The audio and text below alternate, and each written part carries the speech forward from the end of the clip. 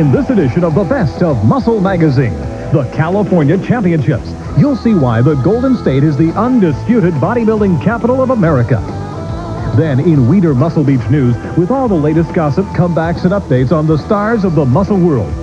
Meet Scott Wells, the massive Muscle Mania champion from Arkansas, who at 6 foot and 250 pounds is preparing himself to be a national Olympia.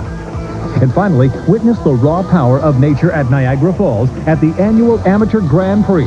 So let's join our host, Rod Steele. Hi. We've got more muscle packed in this half-an-hour show in your local gym, probably at rush hour. So sit back and take in the action as we bring you another 30 minutes of the Best of Muscle Magazine.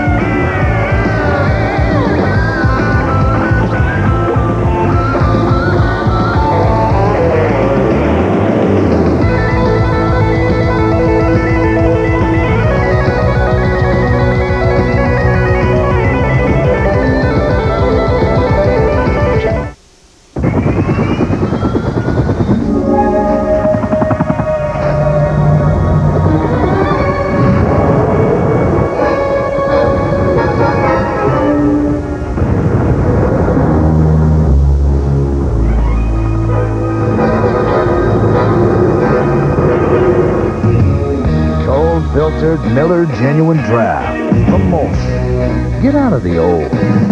Get into the cold. Suddenly, February 4th. Heart disease and stroke are still Canada's #1 killers. Please help us to end the pain. Request of the family. Give now to your local Heart and Stroke Foundation.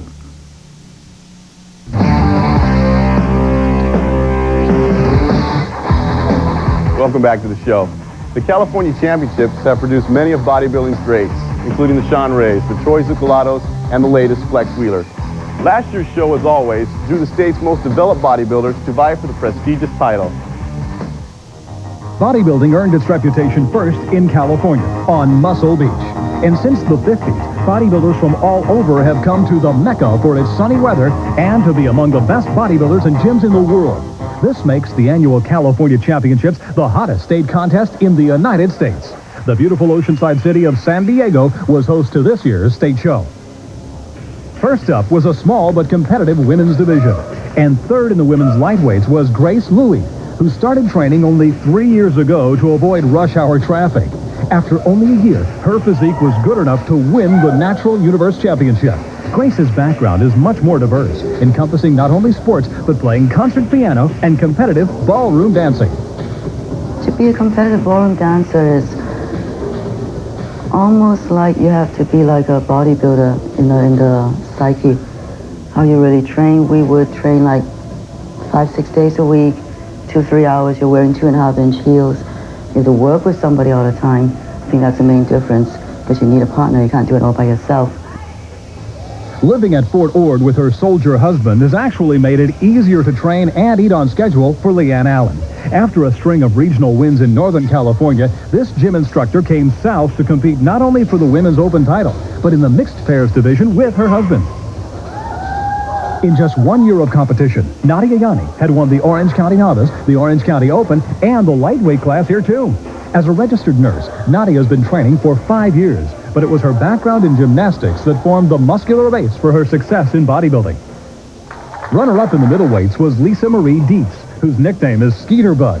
She started training just at tone, but has so far won the heavyweight class at the San Jose Super Bowl twice.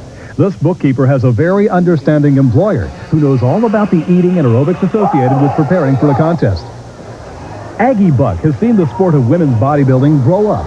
She's been competing since 1981, winning the mixed pairs of the California and the Nationals, the Russ Warner Classic, and many more. Working as an exercise physiologist, Aggie began training 12 years ago to rehabilitate knee injuries that doctors said would prevent her from ever walking again. She proved them wrong and went on to be a successful natural bodybuilder. I received multiple knee injuries from gymnastics, and I lost my anterior cruciate and cartilage, half kneecap, And 3 orthopedic surgeons said I would never walk again, so I decided to develop my own therapy schedule through weight training, and I rehabilitated myself and kept right on going. I love the sport. Runner-up in the women's heavyweights was Ray Hullett, who has become familiar to the American public both for her run as Zap on the American Gladiators and her infamous role in the film Skin Deep. 10 years of training and excellent genetics have made Heather Tristany a bodybuilder on the high road to her pro card. Trained by her husband, Dr. John Tristany, she emphasizes basic heavy movements and with no aerobics in the off-season. She's been known for cheat curling 155 pounds, which would be impressive even for a man. In the past, I found when I do aerobics, I tend to lose my leg size rather quickly, and that's been a real focus of my training this year, to work on my leg and particularly my flare. So for that reason, I've cut out my aerobics except for the last 6 weeks prior to contest, just to help me metabolize that last bit of fat. And I rarely carry very much fat anyway, so it's pretty easy for me to get prepared for a contest. Usually about 2 to 3 weeks of dieting is about right for me. The overall women's pose down was an ironic twist of fate. The weekend before, lightweight Nadia Yani had edged out heavyweight Heather Tristany for the overall. However, Heather had saved her peak for the California and easily defeated Nadia, who had lost sharpness in a week. Then it was on to the men. Bantamweight winner Ron Pineapple Kaluuya isn't just building his body, he's building the West through his job operating tower cranes. The 37-year-old has been competing for 10 years and has scored class victories at the Los Angeles and the Amateur Grand Prix. Third in the lightweights was Pete Graffio, a former boxer whose nickname, appropriately enough, is The Animal. The Brooklyn-born oilfield roughneck had severely injured his knee just 10 weeks before this contest, but trained around the damaged joint and was determined to win. Pete's shredded condition was the talk of the class. I was doing real heavy hack squats one day over Powerhouse with Mike and my training partner Tony. And as a matter of fact, it was 6 plates on each side. And I went down, I was on my 8th or 9th rep and put a racket, and after that it just tightened up, couldn't move it. For 3 weeks I couldn't move my leg at all. Runner-up was Mr. Potential Danny Hester from Ventura. The ex-prison guard has made significant improvements in size since his class win at the 1991 Los Angeles Championships. He's another metabolically gifted young man, knowing how to stay lean yet still gain muscle. After this show, Dan went on to place 3rd in his class at the USA Championships at his first national event just 5 weeks later. It's only a matter of time for Danny, who has to harness his gift and parlay it to become a marketable superstar. It shows about how much you care about yourself in a way, because if you're going to go out there like a slob, then that's what you think about yourself, you know? If you go out there in top condition, it shows that you have pride in what you do and in yourself. Winning the class was David Grantham III, a senior at Chico State University. He works as a cook and had to resist all the fine meals he created during his diet. This was his 3rd win of the season. 5 years ago, Doug Dirth was inspired by the physique of his older brother David, who turned professional shortly thereafter. He decided that since their genetics were about equal, he could also get a similar physique and started training. In a very short time, he has built an impressive body with enormous quads and quality muscularity. Recently, Doug left his native Ohio, came to the Mecca, and got married. Basically, I moved out here with my brother. I was getting real bored of Ohio. So me and my fiance moved out here about 2 years ago. And so far, it's been great. You know, we worked hard. I worked in a Gold's Gym when I first moved out here. And then I went back to work for a restaurant chain that I had managed for a couple of years. And now I'm doing personal training in the area, which is going real well. Another leg monster was Mohammed Mohsin, originally from Lebanon. Fresh from his class victory at the Orange County Muscle Classic, his deep cuts and golden color were the talk of the light heavyweight class. Although Mohammed works as a fitness trainer, putting clients through their paces, you're just as likely to find this art school graduate painting and drawing. A thickly developed security agent named Ron Abston walked all over his weight class. With this contest, Ron finally found his perfect timing for contest dieting. Unfortunately, with his new career in law enforcement beginning, he may not have time to compete for a while. Well, the police academy is very unusual. I have been trying to get on the force for about 3 years. Yeah, you go through a set of different steps for testing, And if you don't score high enough on the test, then you don't get accepted. Not that you fail, but they only take a higher percentage of people. So that was the problem. But it was sort of discouraging at first, but I kept trying, and eventually it paid off. And I'm really excited about it. Have you seen this man before? Of course. Jerry Steele has had more magazine covers and exposure recently than most top pros. He isn't just a pretty face, though. The former Mr. Oklahoma has good shape and symmetry, which came through for him again, although the flu took its toll on his condition. We have 3 words for Derry Thornton: big, ripped, and freaky. This was the first contest where he didn't win the overall title in 5 years, and he's only been training for 6. Originally from Massachusetts, Derry started training after a motorcycle accident severely damaged his knee. The incredibly huge physique that soon developed had its roots in Derry's dear old dad. Well, genetics have a lot to do with bodybuilding, in my opinion. Maybe about 80%. The reason I say that, I tell everybody, well, my dad was a big man, he weighed 200 pounds. They say, oh, that's not too big at all. But when you're 5'2", that's pretty sizable. At the event, several people sported custom T-shirts emblazoned with the slogan, "It's not human, it's Newman." Sometimes these T-shirts psych-outs backfire, but not at the California. Dennis Newman won the heavyweight class, showing even more size and maturity than at the Musclemania just a year earlier. And with his perfect size and shape, Dennis's future is certainly full of promise. And with a perfect judging score in the overall pose down, Dennis Newman became the overall champion and entered the exclusive club of Mr. Californias, one that includes Doug Stadley, Mike Christian, Sean Ray, Troy Zucolato, Ray McNeil, Flex Wheeler, and even Steve Reeves. With Dennis Newman, the legacy continues. You've heard about it in the gym and on the street. A way to know when all of ESPN's hot bodybuilding programs are on the tube. It's the Bodybuilder's Hotline. It's quick and easy. 1-900-PUMP-IRON, which is 99 cents a minute. You'll always know when to watch for ESPN's programs like Muscle Magazine, the best of Muscle Magazine, and all of the special one-hour events like the USA Championships from Muscle Beach and the Mr. Olympia. Stay right there. Muscle Beach News is coming up next.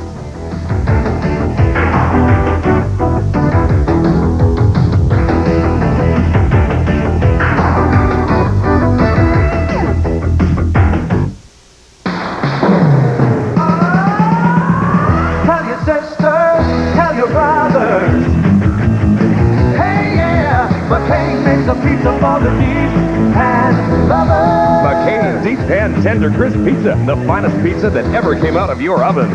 A unique, gentle way of rolling the dough gives you deep pan pizza perfection. McCain makes the pizza for the deep pan lovers. McCain's Deep Pan Pizza, the finest pizza to ever come out of your oven.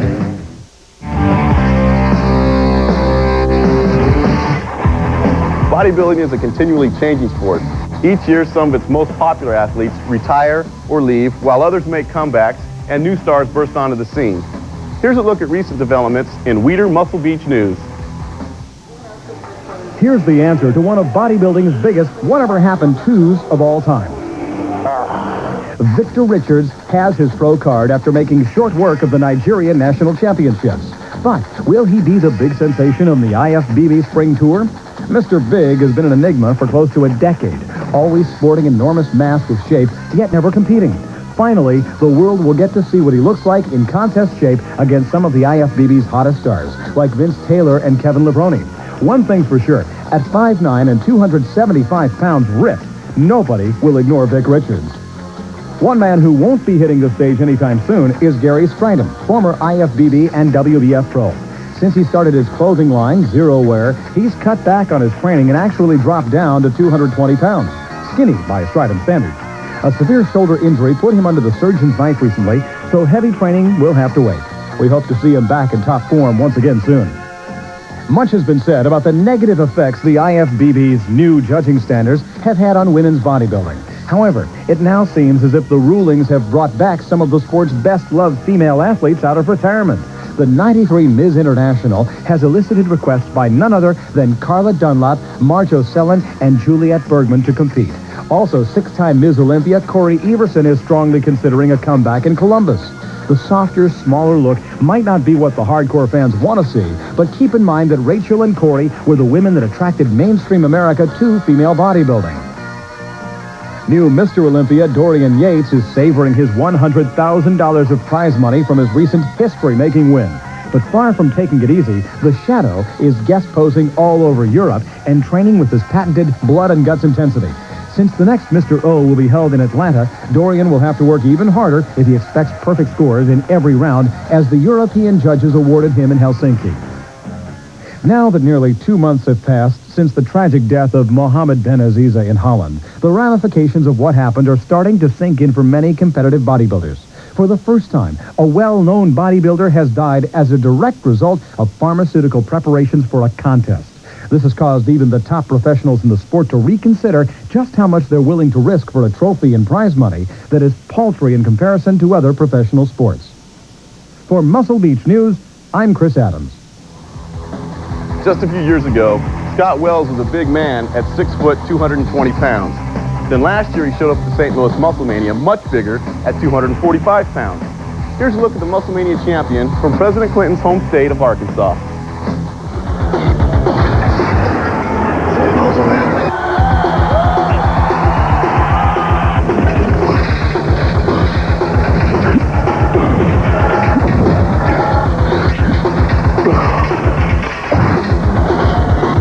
Well, as far as my personality has always been the same. When I started off, I was always joking around, kidding around, being sarcastic, trying to break the ice with people.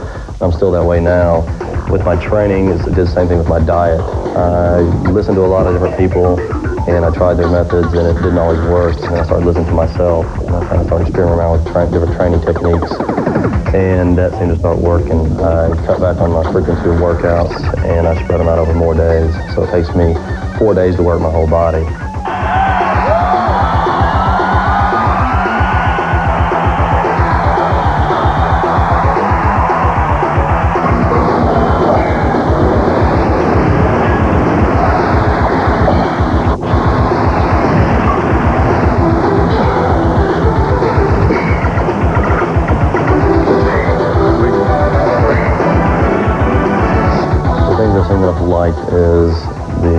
Is the health aspect of it, if you want to call it that. More people are becoming aware of the importance of diet and exercise.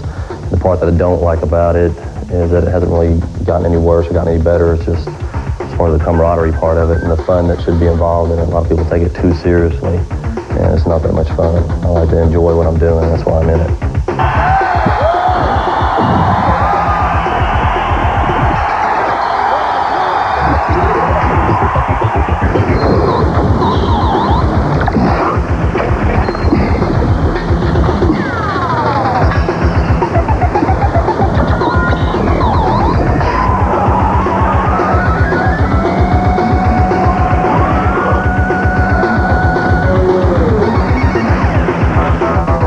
I think it's when I decided that I wanted to do something with bodybuilding.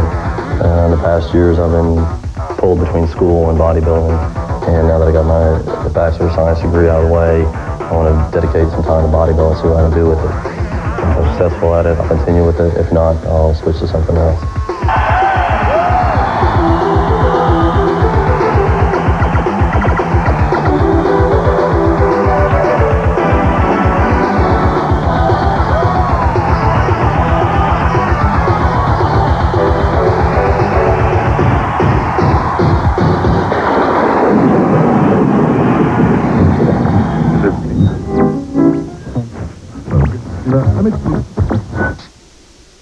Are you ready for a challenge? Have a little fun and help others at the same time? Then join the thousands of people across the country who are riding to fight multiple sclerosis. The MS 150 Bike Tour. It's challenging, it's fun, and it's a great way to feel good about yourself. For more information, contact your local MS Society.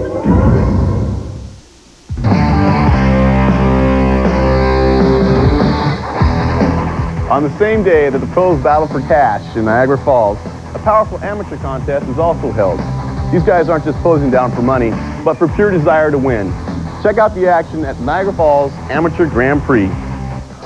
There's something about sharing the stage with pro bodybuilders that appeals to the amateur muscle men in the Northeast.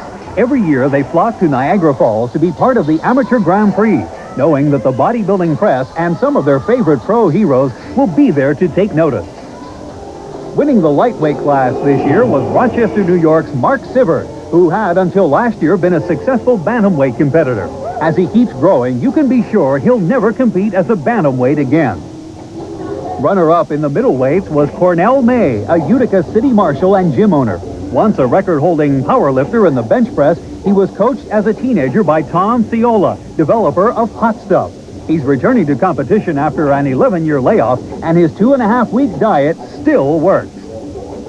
Seeing Samir Bannout train in his native Beirut, Lebanon, inspired middleweight winner George Farah to start training. His 115-pound frame quickly filled out, and thanks to trainer Ron Leone, this is his 4th class win.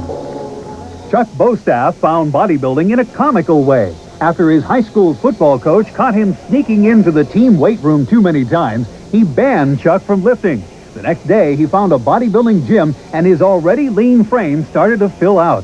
Chuck now trains with Mr. Ohio David Lieberman at the Mentor, Ohio Powerhouse Gym.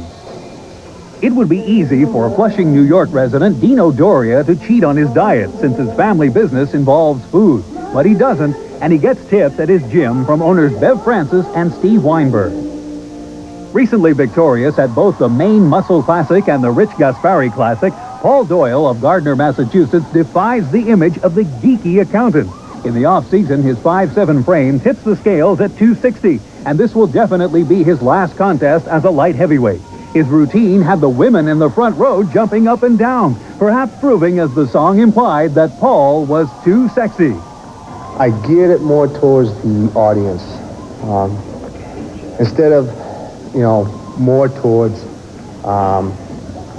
individualistic, on my own point of view, I put it more towards the audience point of view to get the audience more involved, more involved in bodybuilding. Paul's exciting routine was a highlight of the event, even among the professionals. So watch out for this man with perfect symmetry and a class act. Although Renee Huntley placed 3rd as a middleweight at last year's Niagra, this time there was no stopping him. The former boxer and all-natural Mr. America wiped up the light heavyweight class. This Albany, New York gym owner is proving our prediction that once he filled out his gifted frame, he would be great. Runner-up in the heavyweights was Mark Kerr, who was also runner-up to Mike Quinn at the 1981 Teenage America. Originally from California, he relocated to Toronto, Canada, opened up a gym, and now trains celebrity clients such as director Norman Jewison. He had stopped competing for 5 years to focus on training and admits that returning to the stage was awkward. Or to step the foot back on the platform again, it's a nice feeling on one edge of the sword, and the other is it's an uncomfortable thing at first, but after that first pose is done, it feels like home again. Heavyweight winner Jeremy Freeman was a winner of the Teen Natural America just 2 years ago and is now causing a stir in the open classes. A devotee of the Perillo performance diet, this personal trainer is aspiring toward his goals and will compete at some of the upcoming Muscle Manias. I would like to be the biggest. I'd like to be freaky big. I want to walk into place and people say, "Damn, he's huge." Just be in awe. That's what I want. When it came down to the overall pose down, the thick and symmetrically perfect Renee Huntley was a close winner over heavyweight Jeremy Freeman. It was another successful year of competition at Niagara Falls, and we're sure it will soon be as famous for bodybuilding as it is for honeymoons. For American Muscle Magazine, I'm John Kobick.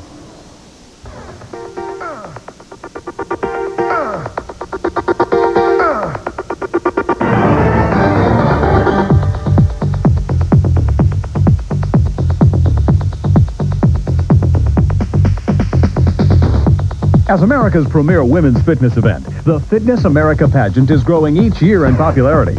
Because it combines the athleticism, poise, and natural beauty of the fit woman, it can do without the usual show antics, like those included in many other women's fitness events.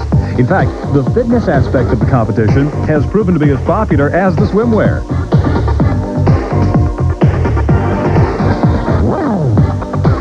If you would like to compete in the Fitness America Pageant National Championships, we'll be happy to provide you with a list of the qualifiers scheduled throughout the nation this year. Just write us at Post Office Box 646, Rosemead, California, 91770. We'll be right back.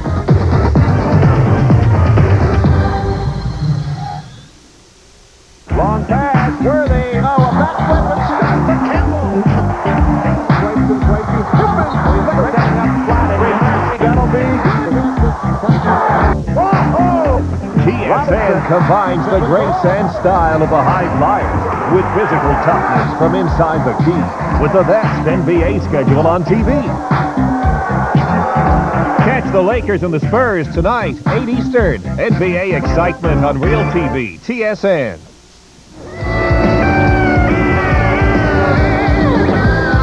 That wraps it up for another edition of the Best of Muscle Magazine. We hope you enjoyed the show, and remember to look for our monthly one-hour shows appearing right here on ESPN. I'm Rod Steele, and I look forward to seeing you at the Muscle Mania in Philadelphia this September.